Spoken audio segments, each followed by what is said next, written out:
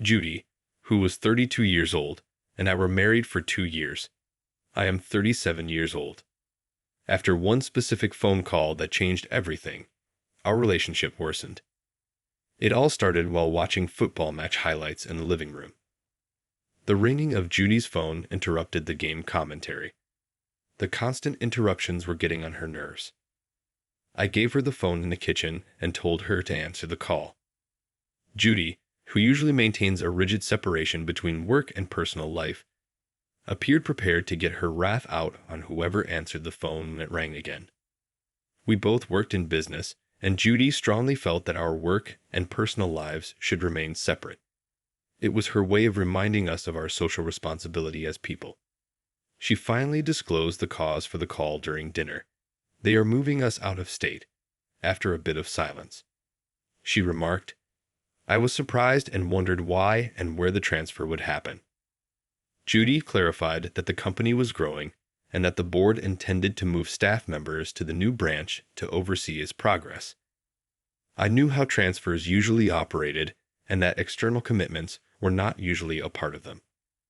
Judy should not have been granted such a transfer unless she had made an application, as she is a married lady.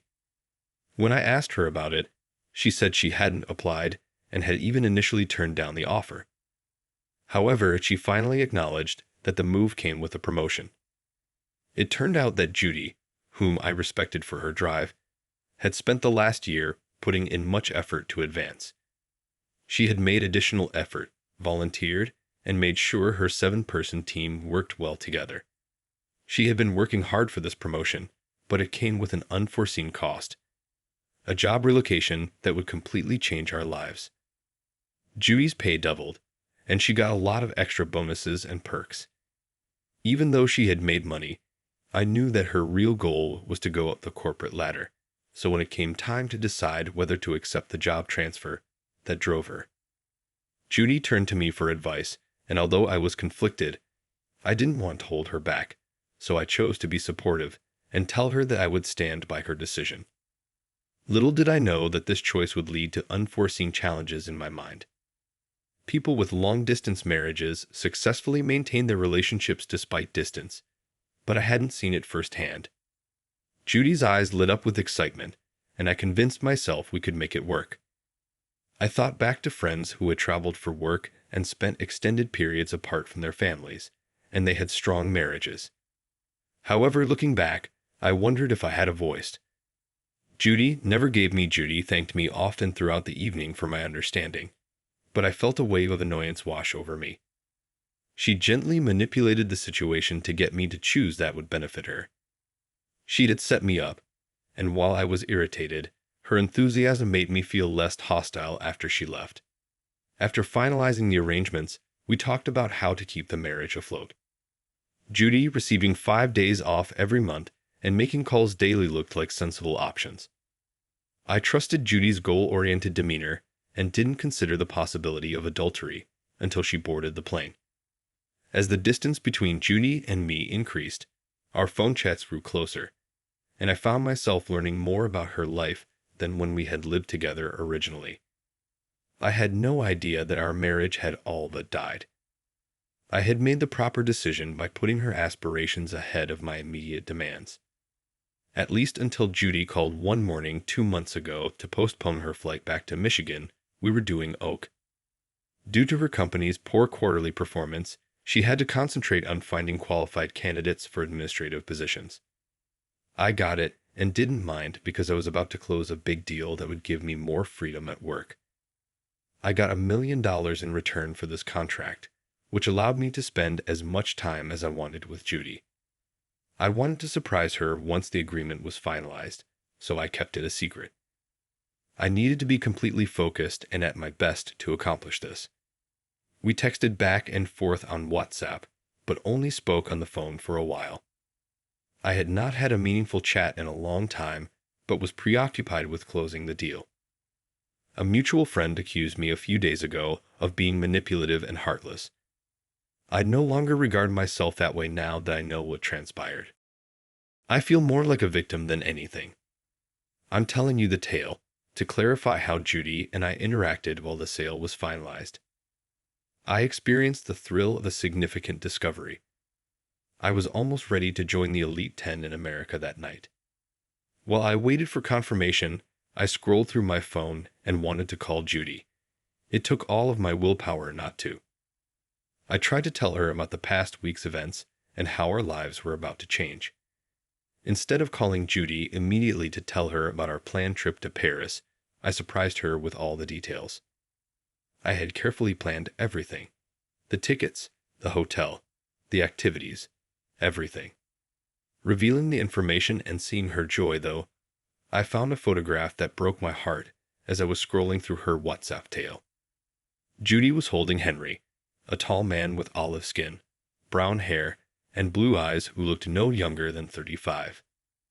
Judy had recruited Henry as her first employee when she first started working, and she needed his experience. The image's caption says, "Dark times reveal angels are sinking."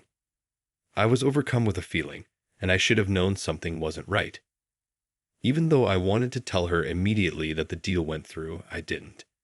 Instead, I hurriedly reserved the next trip to California to see her. My suspicions were confirmed when I arrived.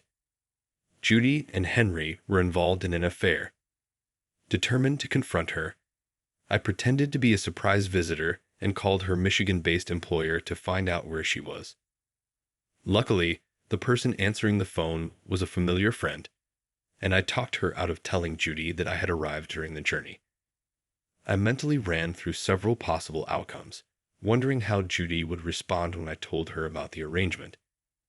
I went straight from the airport to her branch, intending to take her out to dinner and gently break the news to her. However, I was told that Judy hadn't shown up for work that day, so I had to take an Uber to my given address. I was also concerned when the receptionist revealed that Judy was married, so I didn't press the issue further out of respect for her desire to keep her private life private after climbing 4 flights of stairs. Just before I was going to knock, I stood in front of Judy's apartment door, hiding a bunch of flowers behind my back. My wife was moaning and saying things like, "Keep going." It dawned on me like a ton of bricks. She had ample time to cheat on me after 5.5 months apart. I almost lost my cool, but I controlled myself. After leaving her flat, I drove back to her office, telling the receptionist not to tell anyone about my visit. I even gave her a reasonable $100 tip. I decided not to allow myself to be played any longer, so I drafted divorce papers and waited for Judy to return home with Henry. As the groans indicated, it seemed all they did was engage in intimate acts. I checked into a hotel near Judy's apartment to keep a close eye on her over the next week. She remained unaware as her routine included work yoga and her apartment.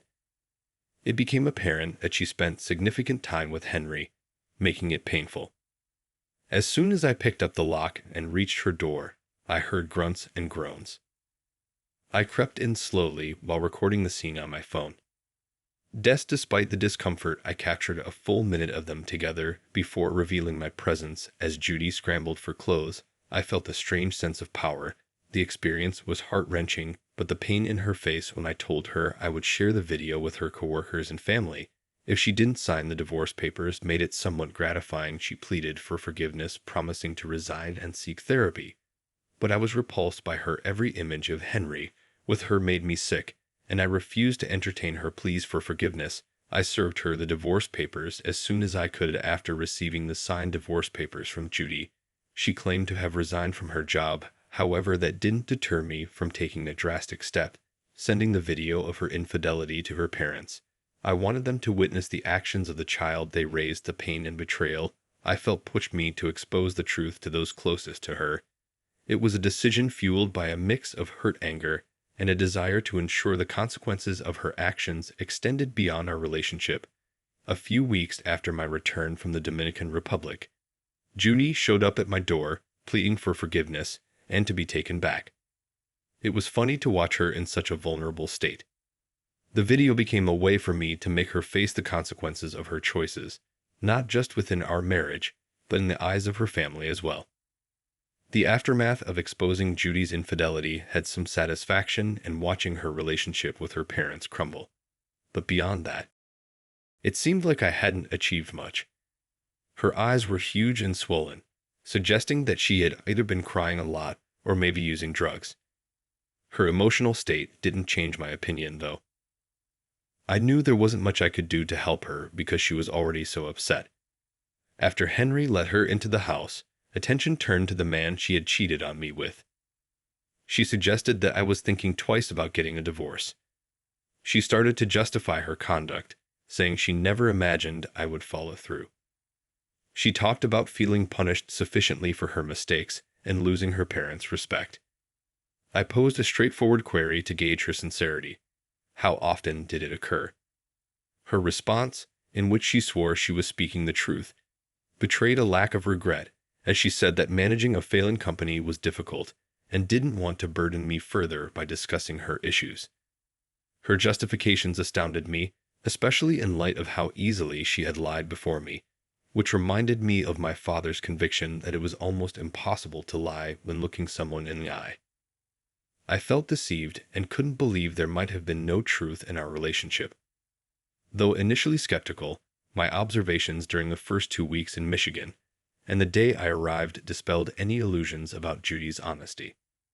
As for Henry, I had no information on him, learning that he was married, which infuriated me, but I remained composed. I saw an opportunity to extend my revenge, not only to hurt Judy, but also to hold Henry accountable for his actions. Henry could not escape the consequences of his betrayal despite my acting abilities, which were nowhere near Oscar-worthy. Judy appeared excited to tell me anything and anything, even falsehoods regarding Henry's purported manipulation of her. Weaving her out and requesting some time, I was sure she had no idea I was baiting her. I forwarded the damning footage to all those acquainted with her, even her coworker, who was an office receptionist. My first move was to purchase a ticket to Michigan to exploit Judy's knowledge regarding Henry's marriage to destroy his life. But my strategy wasn't traditional. I wanted to hit him right in the most painful place. I rented a studio near Henry's house and watched him from a distance, waiting for the appropriate opportunity to sneak in footage of his extramarital encounters around the office. I will watch his life fall apart and see how his wife responds. The wife of Amy Henry was stunning, with long, luscious blonde hair, storm gray eyes, and a beguiling smile. Despite my ulterior intentions, I found myself changing my mind, even though my original plan was to trick her into having an affair so I could brag to her husband. I thought Amy was a friendly and compassionate person. Our interactions evolved from roadside hellos to coffee dates arranged via chance collisions. I discovered a great deal about her throughout that process, and for a few days, I even forgot about the original revenge scheme that had sent me to Michigan. I began to see less of Henry for a while, and our relationship appeared easy to preserve. Though it seemed that my strategy had failed, I later learned that Henry had been dismissed and was actively looking for a new job while attempting to avoid raising any red flags with Amy during one of our conversations. Sincerity demanded that Amy disclose that Henry was an immigrant who entered the country on a student visa. She also talked candidly about her marital problems, describing how her spouse had cut off contact with her until roughly 2 months ago when their circumstances unexpectedly changed, and she was unaware of it. Amy's statement made it apparent that she and Henry hadn't been married for up to 3 years, indicating that he wasn't a citizen, even though he had sought a green card. Unknowingly, Amy had given me enough information to ruin Henry. I recognized a chance to use this knowledge. I told Amy everything because I needed her to turn against her husband. At first, Amy was naturally upset with me for lying, but she gradually got over it. I played the video for her and described how their acts haunted my dreams. Thankfully, Amy was easily persuaded. We spent the next hour organizing her confrontation with Henry without my presence to watch the scene. I made sure he understood that everything horrible that was happening to him was my fault. Henry was reportedly in danger of being deported back to his own country when I last heard. I can say now that I'm satisfied with myself.